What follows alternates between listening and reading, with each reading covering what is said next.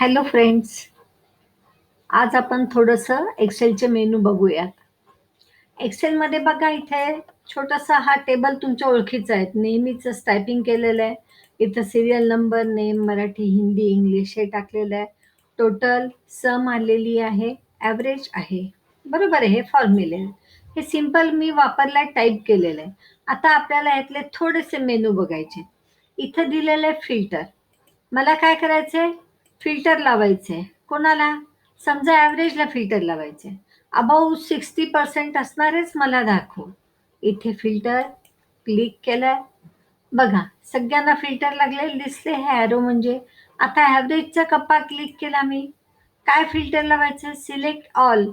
सगळेच दाखवले. नको नको, मला कोणीच नको. तसं नाही, मला फक्त 70 वाले दाखव, असं आपण करू शकतो. पण मला काय करायचं, इथे कंडिशन द्यायची. इथे मला काय करणार, इथे नंबर फिल्टर काय पाहिजे मला? Greater than or equal to. किती टक्के पाहिजे मला? समजा 60% पाहिजे. ओके, आलंय फिल्टर, लक्षात आलंय. काढून टाकलंय सिलेक्ट ऑल, हे नंबर फिल्टर काढून टाकलंय. हे आता सगळे दिसत आहेत का? ओके, आलंय लक्षात नक्की. इथं काय केलं आपण? हे फिल्टरचं चिन्ह आलं होतं बघा. कोणता मेनू आहे आपला? आहे डाटामध्ये, फिल्टरमध्ये.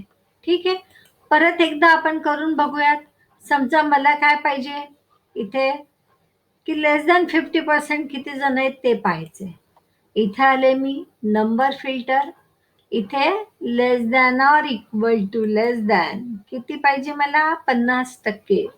ओके ओके, बघा एकच जण आलाय. ह्याला म्हणायचं फिल्टर. फिल्टर म्हणजे चाळणी. तेवढी तुमची, त्याला तेवढंच तुम्ही फिल्टर अप्लाय केलं. काढून टाकायचं असेल, सिलेक्ट ऑल. ओके,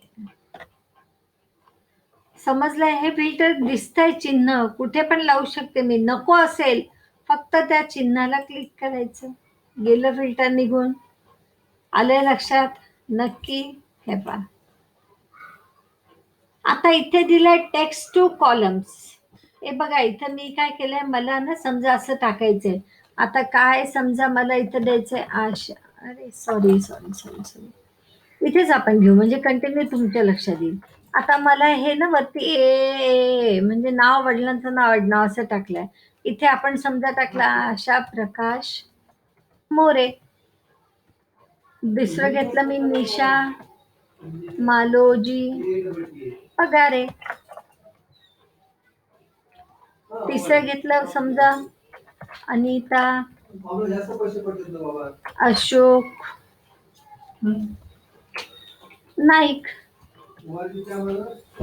बरोबर आहे. आता हे जे टाकलेली मी हे सिलेक्ट केले. बघा, मी प्रत्येक एकाच सेलमध्ये पूर्ण टाईप केलेलं आहे बरं का, हे लक्षात घ्या. बघा, वेगळं केलेलं आहे का? नाही. आता मला मात्र काय पाहिजे, काही प्रोसेस करायचा डाटा किंवा काही प्रिंट करायचं, मला हे तिघे जण वेगवेगळ्या कप्प्यात पाहिजे. मग इथे सिलेक्ट केला टेक्स्ट टू कॉलम्स. कसं पाहिजे? इथे डेलिमिटेड आणि फिक्स वेळ. आता हे फिक्स वेळ ना ह्याच्यामध्ये कामी येतं, टॅली वगैरे साठी. आपल्याला डेलिमिटेड, कारण आपले कसे साईजेस कमी जास्त असतात. बघा, इथे दिसतंय डेलिमिटेडला. नेक्स्ट. कशाने वेगळा केलेला आहे बघा, टॅबनी वेगळा आहे का? नाही, स्पेसनी वेगळा आहे. बरोबर आहे की नाही? तुम्ही कॉमा वगैरे सुद्धा देऊ शकता. मी इथं स्पेस टाकलं. झालं बरोबर. नेक्स्ट. आलं इथे. आता इथे अजून एक असतंय. झालंय, हे जनरल झालंय, फिनिश. सिंपल काम आहे. हे झालं टेक्स्ट टू कॉलम. इथे आहे फ्लॅश फिल. आता मला काय करायचंय, समजा आता नाही, काय काही कारणाने परीक्षा झालीच नाही, समजा सायन्सचा पेपर झालाच नाही, मला इथे खाली सगळीकडे भरून टाकायचंय. इथे flash fill. Sorry sorry sorry sorry sorry sorry, इथं जी रेंज त्यांनी कॉलमची आडवी धरून टाकली. याला इथे काय केलं आपण? 4356.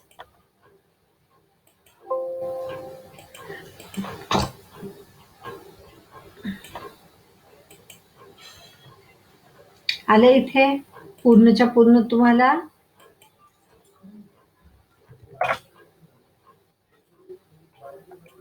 हे पहा, हे फ्लॅश फिल येऊन गेलं. समजलं नक्की? पक्का? आता इथे आहे रिमूव्ह डुप्लिकेट्स. आता हे जे आहेत, मला काय करायचे, एवढ्यांमधलं डुप्लिकेट असलेले काढून टाकायचे. रिमूव्ह डुप्लिकेट्स कोणत्या कॉलम मधले? हे सायन्सच्या कॉलम मधले काढून टाक. बाकी सगळे राहू द्यायचे. हे राहू द्यायचे, हे राहू द्यायचे, हे राहू द्यायचे, हे राहू द्यायचे. ओके, समजलं? डुप्लिकेट त्यांनी काय केले, काढून टाकले. अंडू करू मी? दिसतंय तुम्हाला इथे? पक्का? आता इथे जे आहे ह्याच्यामध्ये तुम्हाला डाटा व्हॅलिडेशन. आता कसं असतं बघा, विषयांचे मार्क समजा मला टाकायचे. विषयांच्या मार्कांचं कसं गणित असतं, विषयाचे मार्क एक तर 0 ते 100 मध्ये पडले पाहिजे. बरोबर आहे? म्हणजे 0 किंवा त्याच्यापेक्षा जास्त, 100 किंवा त्याच्यापेक्षा कमी. मग हे आपण इथं व्हॅलिडेशन रूल लावू शकतो. काय करायचंय, मला डेटा व्हॅलिडेशन लावायचं. बाय डिफॉल्ट काय, एनी व्हॅल्यू म्हणजे काही टाका तुम्ही, चालेल. तसं नाही, मला काय करायचंय, होल नंबर पूर्ण संख्याचं घ्यायची. ठीक आहे. बिटवीन मिनिमम किती पाहिजे मला, 0. मॅक्झिमम किती पाहिजे, 100. याच्यामध्ये इनपुट मेसेज आपण आत मार्क कोणत्या विषयांचे टाकायचं वगैरे ते मेसेज सुद्धा आपण देऊ शकतो. एक पाहिजे सायन्स मार्क्स, हा टायटल झाला, मेसेज झाला, एंटर सायन्स मार्क.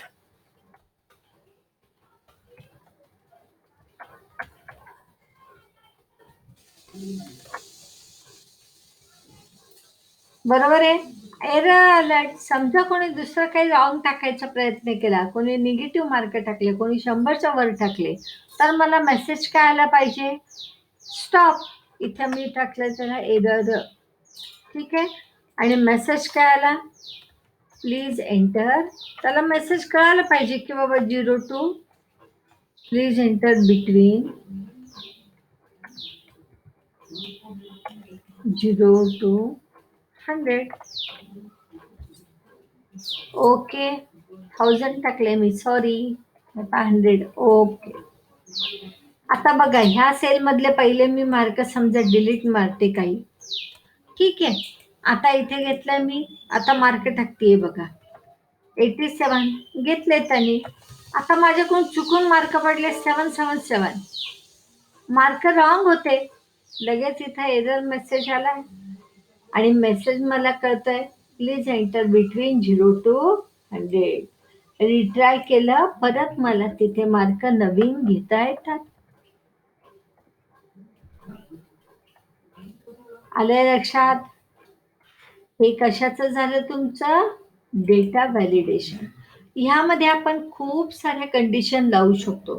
हे पहा, मी पूर्ण नंबर टाकू शकते किंवा 2 डेट मधलाच डाटा एक्सेप्ट करता येईल. थोडक्यात म्हणजे इनपुट करताना डाटाला आपण कंडिशन लावणं, क्रायटेरिया लावणं म्हणजे डेटा व्हॅलिडेशन. आलं लक्षात? नक्की. हा, तुम्ही जरूर करून बघा ह्याचा प्रयत्न. त्याच्या पुढं आहे बघा, इथं तुमचं कोणतं आहे, जे झालंय कन्सॉलिडेटेड.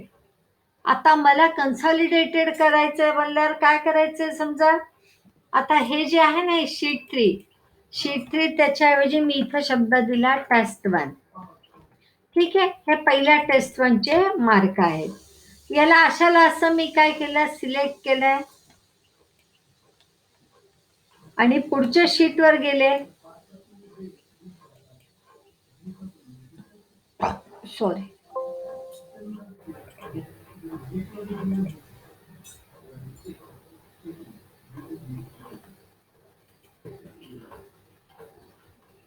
बरोबर आहे. ही समजा टेस्ट 2चे मार्क आहे. करेक्ट. आपण थोडेसे मार्क वाटल्यास बदलून टाकूत, मराठीमध्ये 70, त्याला सगळ्याला अशा राऊंड फिगर देऊन टाकू, 70 म्हणजे तुम्हाला फरक लक्ष देण्यासाठी, हा, की हे दुसऱ्या टेस्टचे मार्क आहे. ठीक आहे. हे पहा, टेस्ट 1चे मार्क व्हरायटी आहे आणि टेस्ट 2 चे मार्क आहेत त्याला 70% पक्के आहे. आता मला ह्या दोन्ही टेस्टचे मिळून तिसरीकडे कन्सॉलिडेटेड तयार करायचं आहे, की बाबा त्यांची सरासरी काढायची आणि ती मला प्रिंट करायची. मग इथे मी नवीन शीटवर गेले. इथे मला काय करायचं, रिझल्ट नाव द्यायचंय त्या शीटचं. इथे डबल क्लिक केलं, इथे रिझल्ट नाव देऊन टाकलं. करेक्ट. आता मला नावं तर पोरांचे सेम आहे. मग मला काय करावं लागेल, एवढे 2 कप्पे मला सरळ कॉपी पेस्ट करता येतात. एक मार्ग, किंवा इथे कॉपी करताना इथे कंट्रोल सी केलं मी, इथे रिझल्ट ह्या सेलमध्ये इथे केलं कंट्रोल व्ही. बरोबर आहे. आता इथे मला काय करायचंय, त्यांचं रिझल्ट पाहिजे. रिझल्ट कसा पाहिजे मला, दोघांची ऍव्हरेज पाहिजे, दोन्ही ऍव्हरेजचा ऍव्हरेज. करेक्ट. याला इथं मी सेल पॉइंटर ठेवला आणि इथं कन्सॉलिडेट मध्ये गेलं. करेक्ट. काय करायचंय मला, सम करायचंय का नाही, काय करायचं, ऍव्हरेज करायचं. किंवा गव्हर्नमेंटचा रूल आहे बाबा, ज्यात मॅक्सिमम मार्क पडले ते तुमचे बाहेर घ्या 2 टेस्ट मधले, हरकत नाही. आपण इथं मॅक्स घेतला. रेफरन्स कोणाचा घ्यायचा आहे, इथं तुमचे रेफरन्स सेलचे तुम्ही देऊ शकता. इथे हे पहा, पहिला घेतलाय मी समजा टेस्ट 1चा. काय पाहिजे होता, टेस्ट 1चे मला ऍव्हरेज मॅक्स पाहिजे होते.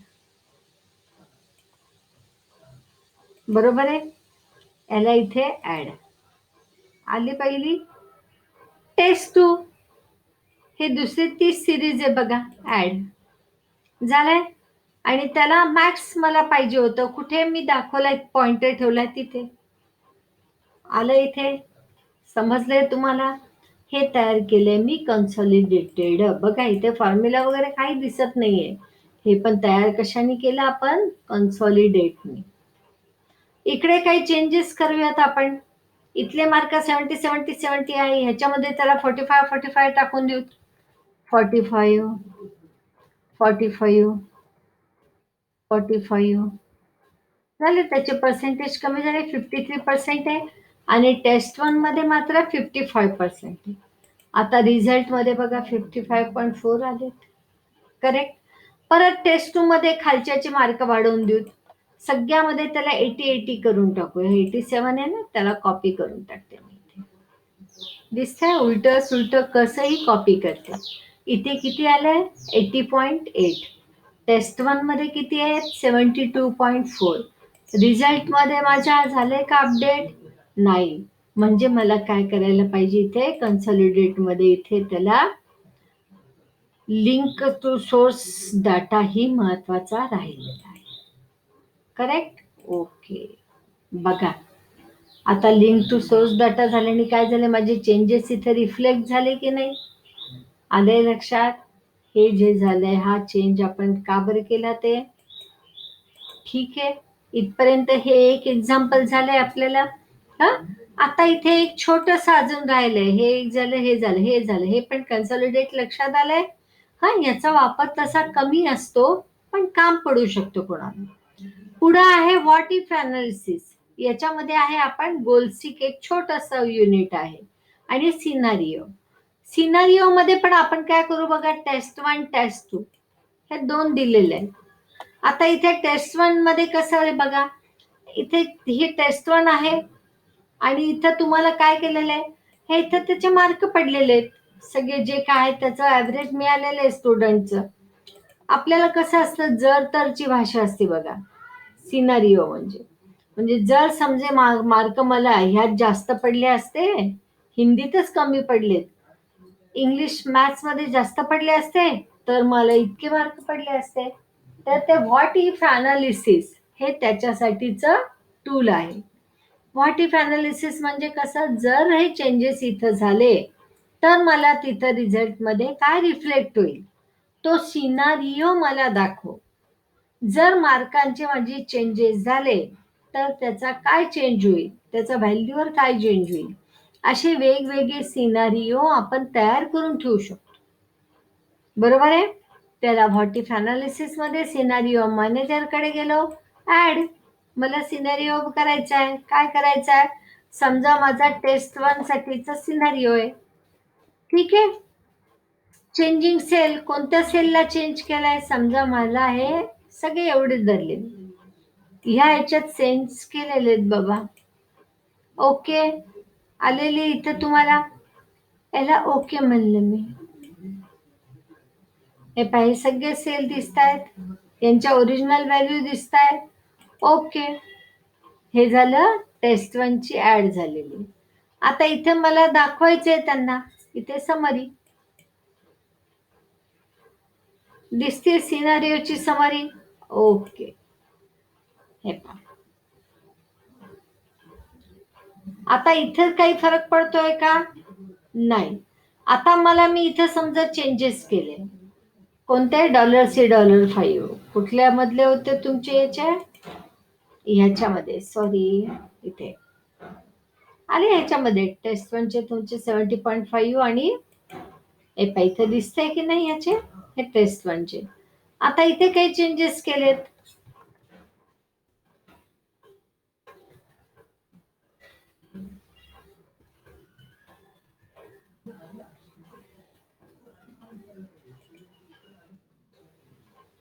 इथे आली आहे तुमची सिनारिओ.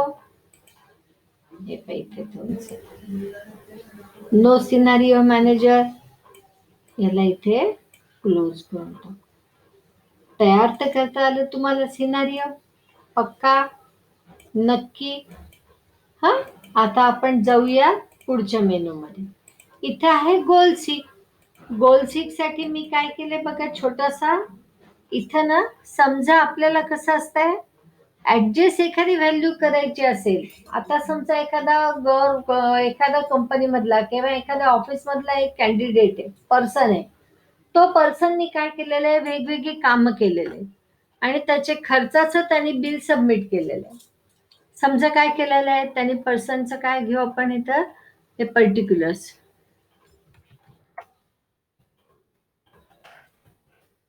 आणि अमाऊंट, त्या पर्टिक्युलर ह्याला किती खर्च लागलाय ते पर्टिक्युलर. समजा त्यांनी काय केलेलं आहे, त्यांनी स्टेशनरी विकत आणली. स्टेशनरी झाली त्याची 3,400ची. ठीक आहे. त्यांनी समजा तिकीट बुकिंग केलंय, त्याने कुठं बाहेर गेलाय, दौऱ्याला गेलाय, तिकीट बुकिंग केलं, बरोबर आहे. त्याची अमाऊंट झाली समजा 4,500, बरोबर आहे. त्याचं लंचचं बिल वगैरे त्याला घेतलं त्याने हॉटेलमधून, ते बिल समजा झालं त्याचं 700, 800, 650 असं झालं, बरोबर आहे. आता त्याचं टेलिफोन वगैरे त्याला काम पडले दौऱ्यामध्ये, तर दौऱ्यामधल्या टेलिफोनचे बिल त्याचं झाले, ते समजा 350, 340 वगैरे. आता कसं आहे, काही खर्च कसे असतात, त्यांचे बिल मिळत नाहीत. कुठे रिक्षावाला थोडीच तुम्हाला बिल देतो, किंवा काही दुसरं एखादं आपण लोकलला छोटस वस्तू परचेस केली, घाटगाडीवरून काही घेतलंय, त्याला गरज पडली, त्यांनी काही घेतलं छोट्याशा दुकानातून, मग असे खर्चांचं मात्र त्याला बिल मिळतंय का? नाही. आता आपल्याला काय होतं बघा, त्याला टोटल त्यांनी केली, इथं मी टोटल मध्ये मुद्दाम हा मिसलेनियसचा कप्पा सोडून दिलाय बरं का. आता टोटल करताना नेहमी सारखे आपण केली ॲटो टू सम 9,000, पण ऍक्च्युअली त्याचा खर्च मात्र 9,500 झाला होता. मग आता आपण येणार आहे इथे डाटामध्ये व्हॉट इफ अनालिसिस, याच्यामध्ये आपल्याला जायचंय आज गोल सीक. ह्या गोल सीक सेट सेल किती झाले बाबा? नाही, $9,200 तर माझे पूर्ण खर्च झाले, करेक्ट.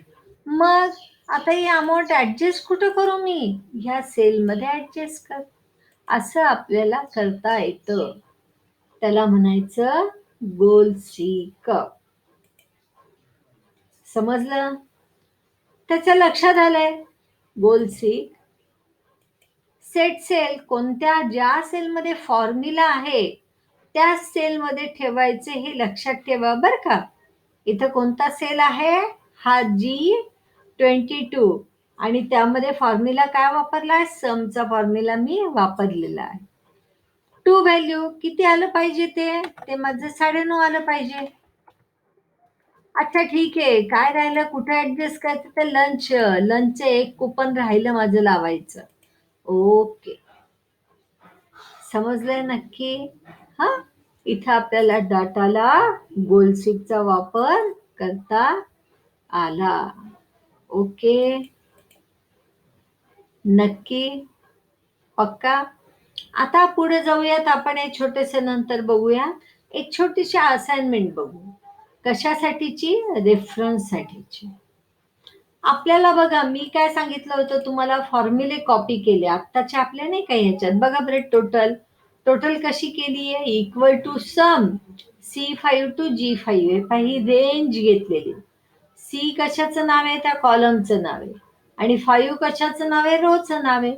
हे पूर्णपणे यांची इथलची टोटल येणार इथे या कप्प्यामध्ये.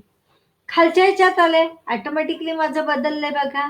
म्हणजेच अशा वेळेस इथलचा जो मी वापरलेला रेफरन्स आहे फॉर्म्युलाचा, ह्या रेफरन्सला म्हणायचं रिलेटिव्ह रेफरन्स. बरोबर आहे, प्लेन क्लिअर असतो तो. त्याला काही तुम्हाला आहे का? नाही. म्हणजे ह्याच्यामध्ये कसं, समजा मी इथं आले, आता मी काय केलं, ह्याला ना ह्याला कॉपी केलं बरं का. थोडा आयडिया बघा आता. याला इथे काय केलं? कॉपी केलं, Ctrl+C, आणि याला इथं पेस्ट केलं, Ctrl+V. बघा बरं, ऑटोमॅटिकली माझा टोटलचा कप्प्याचा रेफरन्स बदलला की नाही? ऑटोमॅटिकली तो काय आला, इथं काय होता माझा? C5 टू G5 होता. C5 to G5. इथे ऑटोमॅटिकली त्याचा रेफरन्स काय झालेला आहे? H11 to L11. H11 to L11. म्हणजे हा रिलेटिव्हली चेंज होतो तुमच्या रो कॉलम प्रमाणे, म्हणून त्याला म्हणायचं रिलेटिव्ह रेफरन्सिंग. बरोबर आहे. पण कधी कधी कसं असतं, आता एक छोटस एक्झाम्पल मी तुम्हाला दाखवते. हे छोटस एक्झाम्पल कशाचं केलंय आपण? सिम्पल इंटरेस्ट कॅल्क्युलेटरचा. ह्याच्यामध्ये कसं असतं, आता इंटरेस्ट रेट, हा इंटरेस्ट रेट कसा असतो, अख्ख्या बँकेसाठी फिक्स असतो की बाबा 7.5% आम्ही तुम्हाला इन्व्हेस्टमेंटला रेट देणार आहे, तुमचं इंटरेस्ट कॅल्क्युलेशन करणार आहे. मग हा फिक्स असतो की नाही 7.5%, तो मी एका कप्प्यात टाकून ठेवलाय. बरोबर आहे. आणि ह्याला मात्र ह्या सेलचा रेफरन्स कोणता सेल येतो? E5. दिसतंय ना बघा, हा E5. हा E5 मात्र माझा काय पाहिजे? फिक्स पाहिजे. आपलं कसं होतं, फॉर्म्युला कॉपी बदलली जागा की फॉर्म्युल्याची जागा पण बदलती की नाही? तसं नाही झालं पाहिजे, म्हणून त्याला म्हणायचं ऍब्सोल्यूट रेफरन्स. आणि हा कसा द्यायचा आहे बघू आपण खाली. आता इथे घेतलेले आहेत बघा, नंबर ऑफ इयर्स. फॉर्म्युला आठवतो ना सिंपल इंटरेस्ट कॅल्क्युलेशनचा? काय फॉर्म्युला आहे? P into R into N divided by 100. हा सिंपल फॉर्म्युला आहे. पी म्हणजे प्रिन्सिपल अमाऊंट, आर म्हणजे रेट ऑफ इंटरेस्ट, एन म्हणजे नंबर ऑफ इयर. बरोबर आहे. आता इथे कसं, ह्याचा अर्थ इथलचं कॅल्क्युलेशन कसं सांगताय? जर मी 1,000 रुपये गुंतवले 1 वर्षासाठी, तर 7.5% व्याजाने त्याचे मला किती मिळतील? 1075. समजा 1000 मी इन्व्हेस्टमेंट केलेली आहे 5 इयर्ससाठी. इंटरेस्ट रेट काय माझा? 7.5. माझ्या हातात किती पडणार आहेत? 1375. करेक्ट. आता याच्यामध्ये बघा, रेफरन्सिंगचे 2 प्रकार वापरले. एक आहे ऍब्सोल्यूट आणि अजून एक आहे तो मिक्स. आता हा फिक्स पाहिजे, म्हणून बघा इथे ह्या सेलमध्ये फॉर्म्युला कसा आहे? $C9. हे सी का बरं फिक्स आहे? कारण पुढच्या वर्षांसाठी बघा बरं, इथे सगळीकडे $C9च आहे की नाही? इथे मात्र $C12 आहे. म्हणजे ऑटोमॅटिकली त्यांनी काय केलंय, तुमचा फिक्स कॉलम ठेवलाय. कॉलम कोणता? सी कॉलम फिक्स आहे, पण रो नंबर मात्र चेंज केला आहे. बरोबर आहे. हे झालं मिक्सचे एक्झाम्पल. आणि ह्याच्यामध्ये मात्र काय आहे, तुमचे दोन्ही पण $E5, म्हणजे रो आणि कॉलम फिक्स आहेत. ते बदलणार आहेत का? नाही. म्हणून त्याचा फॉर्म्युला असा जनरेट केला आपण.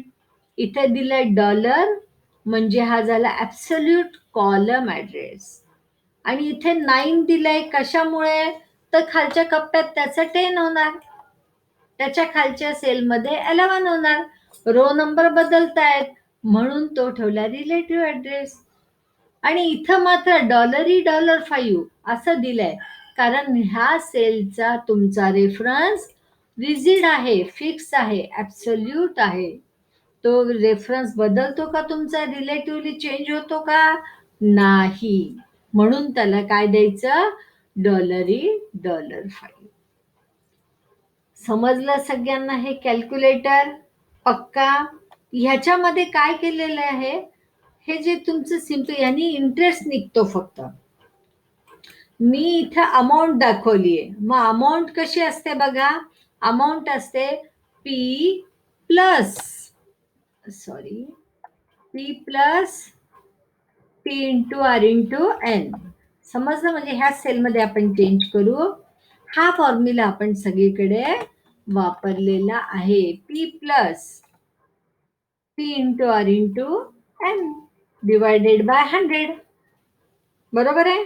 म्हणजे इथे इंटरेस्ट कॅल्क्युलेशन किती होत आहे तुमचा? 1775 रुपये. आणि P ओरिजिनल प्रिन्सिपल अमाऊंट किती आहे? 1000 प्लस 75.